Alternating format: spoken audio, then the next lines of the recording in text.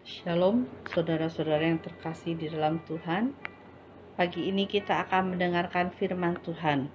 Mari buka hati dan telinga kita, sehingga firman Tuhan ini bisa menjadi kekuatan dalam hidup kita.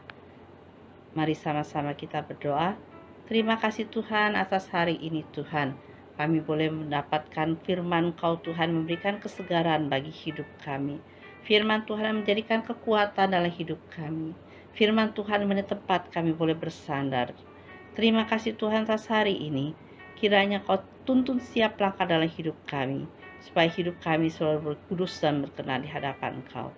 Terima kasih ya Tuhan. Hanya di dalam nama-Mu, nama Tuhan Yesus kami berdoa. Amin.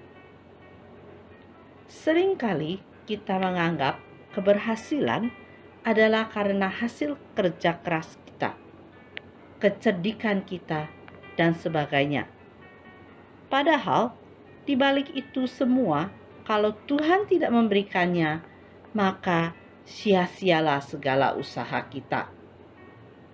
Demikian juga kesuksesan Daud menjadi Raja Israel selama 40 tahun. Daud sukses karena diurapi Allah dan diberkatinya. Karena ketetapan Tuhan untuk menjadikan Daud sebagai Raja Israel, serta rekam jejak Daud yang begitu mengesankan dalam bidang militer, maka para tua-tua Israel melantik Daud sebagai Raja Israel. Di dalam 2 Samuel pasal 5 ayat yang 2b dikatakan, "Dan Tuhan telah berfirman kepadamu, engkaulah yang harus mengembalakan umatku Israel, dan engkaulah yang menjadi raja atas Israel." Setelah itu, Daud yang sebagai raja bermaksud menjadikan Yerusalem sebagai ibu kota karena lokasinya yang sangat strategis. Karena di situ tinggal orang Yebus, Daud berencana mengusir mereka. Tentu saja, orang Yebus tidak tinggal diam. Mereka melancarkan perang urat saraf, bahwa kota mereka sangat aman, sehingga orang buta dan orang timpang pun akan membuat Daud tidak mampu merebut wilayah mereka. Orang Yebus yakin bahwa lokasi mereka akan sulit ditembus oleh pasukan Daud. Namun, dengan strateginya, Daud berhasil mengalahkan orang Yebus dengan masuk melalui saluran air. Suatu strategi yang tidak terduga. Kunci rahasia kesuksesan Daud adalah Allah yang menyertai Daud. Pihak yang menolak Daud sebagai raja akan mengalami kehancuran.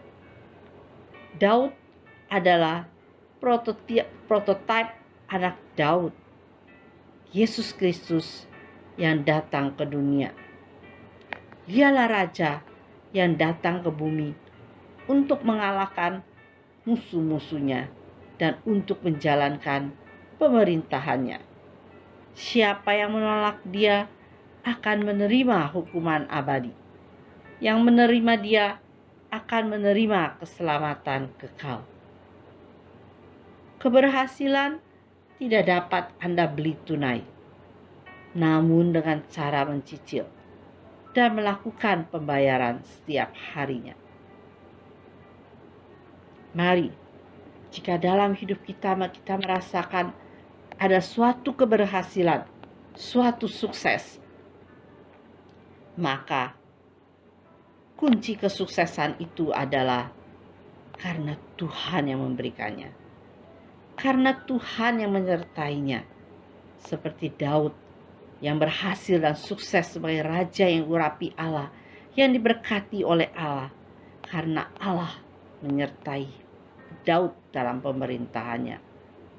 Allah menyertainya, Allah memberikannya kepada Daud, sehingga Daud boleh menjadi berhasil dan sukses. Daud sanggup mengalahkan musuh-musuhnya dan mempunyai strategi yang diberikan Tuhan kepadanya. Jika kita ingin berhasil dalam hidup kita, jika kita ingin sukses dalam hidup kita, mari sertakanlah Yesus dalam setiap rencana kita.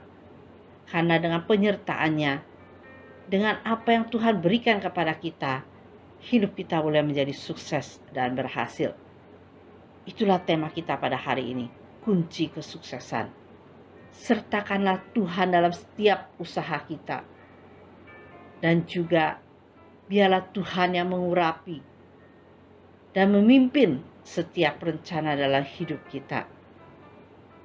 Mari kita sama-sama berdoa. Terima kasih Tuhan atas hari ini Tuhan. Kami boleh belajar akan kunci kesuksesan yang berasal daripada Engkau. Mari Tuhan sertakan ya Tuhan Engkau dalam hidup kami Tuhan. Penyertaan Engkau boleh ada selalu dalam hidup kami Tuhan. Sehingga hidup kami boleh menjadi sukses dan berhasil. Bukan atas usaha kita, tapi karena Engkau yang memberikannya. Engkau yang mengurapinya, Engkau yang memberkatinya. Terima kasih ya Tuhan, kami serahkan semua ke dalam tangan Engkau. Hanya di dalam nama Engkau, nama Tuhan Yesus, kami berdoa. Amin.